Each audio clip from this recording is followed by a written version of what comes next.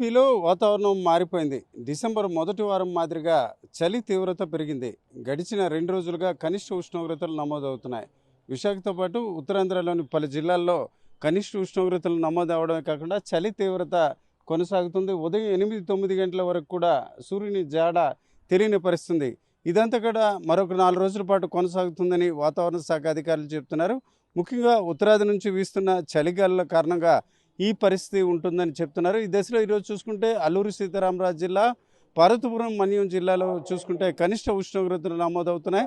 అరకు, చింతపల్లి, పాడేరు లాంటి ప్రాంతంలో చూసుకుంటే అత్యల్ప ఉష్ణోగ్రతలు నమోదవుతున్నాయి. జీమాడుగుల, ముంచుకుపుట్టులో చూసుకుంటే కేవలం 4-5 డిగ్రీల సెల్సియస్ ఉష్ణోగ్రత నమోదవుతుంది. మైదాన ప్రాంతాల్లో కూడా సహజంగా ఏజెన్సీ ప్రాంతంతో పోల్చుకుంటే కొంత ఎక్కువగా ఉష్ణోగ్రతలు ఉండాల్సిన పరిస్థితి ఉన్నప్పుడు కూడా చలి తీవ్రత చాలా ఎక్కువగా ఉంది. దీంతో చాలామంది ఇళ్లకు సాయంత్రం 7 గంటలకే వెళ్ళే పరిస్థితి ఉంది.